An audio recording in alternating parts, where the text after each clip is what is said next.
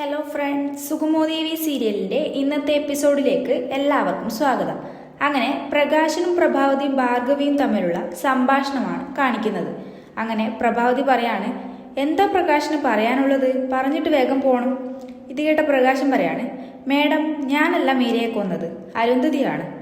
ഭാർഗവി, കുഞ്ഞെ, ഇത് അവന്റെ പുതിയ അടവാണ്, ഒരിക്കലും വിശ്വസിക്കരുത്. ഇത് കേട്ട പ്രകാശൻ പറയാണ്, ഇല്ല അമ്മേ, എന്നെ വിശ്വസിച്ചാൽ മതി. അന്ന് ഫംഗ്ഷൻ നടക്കുന്ന സമയത്ത് നമ്മളെ എല്ലാവരും സന്തോഷത്തോടെ ആയിരുന്നു.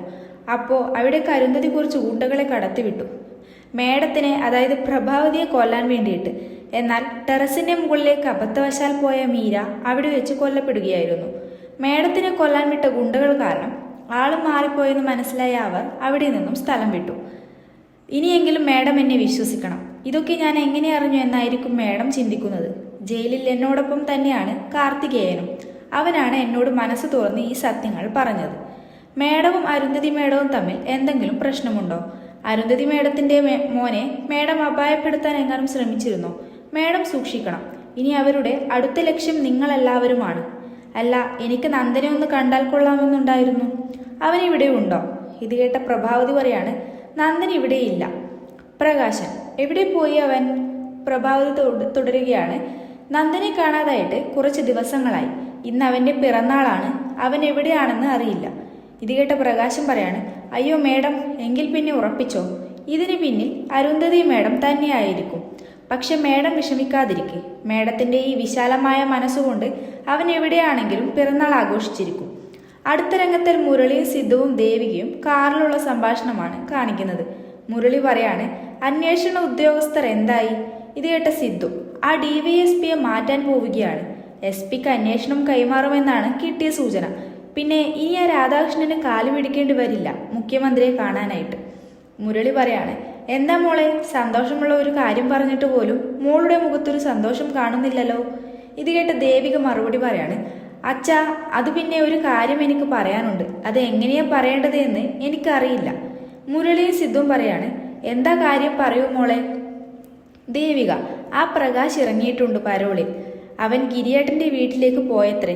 ഗിരിയേട്ടനാണെങ്കിൽ അവന് വേണ്ടതൊക്കെ കൊടുത്തുവിട്ടിട്ടുണ്ടെന്നാണ് പറഞ്ഞത്. ഇത് കേട്ട സിദ്ധു പറയാണ്, എങ്കിൽ പിന്നെ പേടിക്കേണ്ട, ഗിരിയുടെ വീട്ടിലേക്കല്ലേ പോയിരിക്കുന്നത്, അവൻ എന്തായാലും സ്വീകരിച്ചിരുത്തിയിട്ടുണ്ടാവില്ല. ദേവിക, അല്ല, ആ പ്രകാശ് എന്നോട് നല്ല ദേഷ്യമുള്ള കൂട്ടത്തിലാണ്. സിദ്ധു പറയാണ്, അവൻ എന്തിനാ മോളോട് ദേഷ്യം? മോൾക്കല്ലേ അവനോട് ദേഷ്യം വേണ്ടത്, മോൾക്ക് മാത്രമല്ല നമുക്കെല്ലാവർക്കും. ദേവിക പറയാണ്, എന്നാലും അച്ഛ, നമ്മളെല്ലാവരും സൂക്ഷിക്കണം.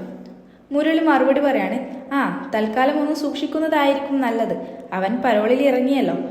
അവൻ എൻ്റെ കണ്ണിന് മുന്നിൽ എങ്ങാനും പെട്ടിട്ടുണ്ടെങ്കിൽ അവനെ ഞാൻ പരലോകത്തിലേക്ക് അയക്കും. അടുത്ത രംഗത്തിൽ രാധികയും ശാരികയും മാധവനും തമ്മിലുള്ള തർക്കത്തെ പറ്റിയാണ് കാണിക്കുന്നത്. രാധിക ചോദിക്കുകയാണ്, എങ്ങോട്ടേക്കാ നീ പോകുന്നത്? എവിടേക്കാണെങ്കിലും നീ പോകേണ്ട. ശാരിക, അമ്മേ, എനിക്ക് അത്യാവശ്യമായിട്ട് ഒരിടം വരെ പോകാനുണ്ട്.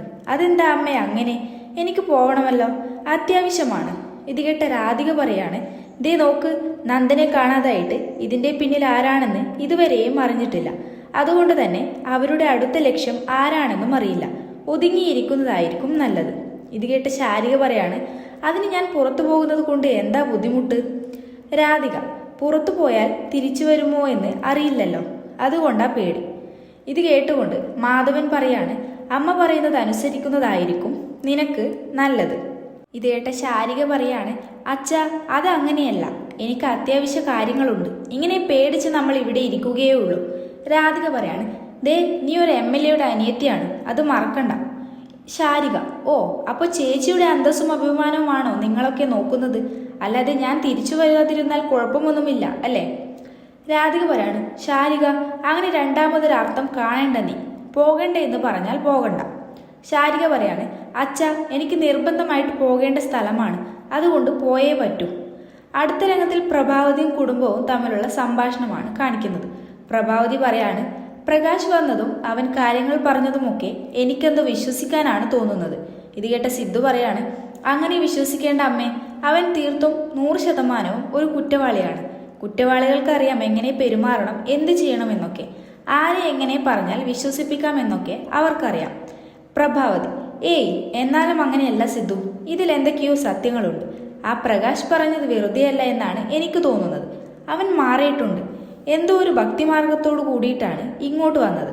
ഇത് കേട്ട് ദേവിക പറയാണ്, അതാ പ്രഭാവതി അമ്മേ, അവൻ പറയുന്നത് മുഴുവനും വിശ്വസിക്കേണ്ട. അവൻ എന്ത് ഉദ്ദേശത്തിലാണ് ഇങ്ങോട്ട് കയറി വന്നിരിക്കുന്നത് എന്ന് അറിയില്ലല്ലോ. മുരളി പറയാണ്, അല്ല ഇനിയിപ്പോൾ അവൻ ഈ കേസ് പുനരന്വേഷണം എന്ന് പറഞ്ഞുകൊണ്ട് വീണ്ടും കോടതിയെ സമീപിച്ചാലോ? ആ കാർത്തികേയൻ അനുകൂലമായി സാക്ഷി പറഞ്ഞാലോ? സിദ്ധു പറയാണ്, അതൊക്കെ ഈ കാർത്തികേയനും പ്രകാശനും തമ്മിലുള്ള ഒത്തുകളിയാണ്. അവർ രണ്ടുപേരും ഫ്രോഡുകളാണ്.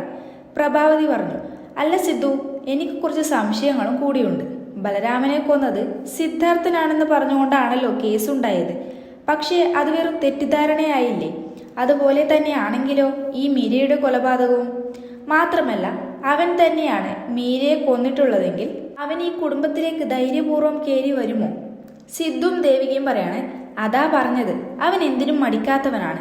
അവന് അഭിനയിക്കാനും അറിയാം, അറിയാതെ നിൽക്കാനും അറിയാം. രണ്ടു മുഖമുള്ളവനാണവൻ. അടുത്ത രംഗത്തിൽ കെവിനും ഇസബെല്ലയും തമ്മിലുള്ള സംഭാഷണമാണ് കാണിക്കുന്നത്. കെവിൻ ചോദിക്കാണ്, ഇസബെല്ല എന്തു പറ്റി? എന്താ 2 ദിവസമായിട്ട് ആകെ മൂഡ് ഓഫ് ആണല്ലോ? ഇസബെല്ല മറുപടി പറയാണ്, അത് കെവിൻ, എനിക്കെന്തോ ഡിപ്രഷൻ അടിക്കുന്നത് പോലെ തോന്നുന്നു. കെവിൻ, എന്താ എന്തു പറ്റി? ഇസബെല്ല പറയാണ്, പാപ്പന് ഞാൻ കാരണം കൊണ്ട് സ്ഥലം മാറ്റം കിട്ടുമെന്ന് തോന്നുന്നു. ആദ്യ അന്വേഷണ ഉദ്യോഗസ്ഥനെ മാറ്റുമെന്നാണ് കേട്ടത്. ഇപ്പോൾ ഇതാ പാപ്പൻ ഇവിടെ നിന്ന് സ്ഥലം മാറി പോകുന്നു എന്ന് പറഞ്ഞുകൊണ്ട് ഇന്നത്തെ എപ്പിസോഡ് ഇവിടെ അവസാനിക്കുകയാണ്. അടുത്ത എപ്പിസോഡിനായി എല്ലാവരും കാത്തിരിക്കുക.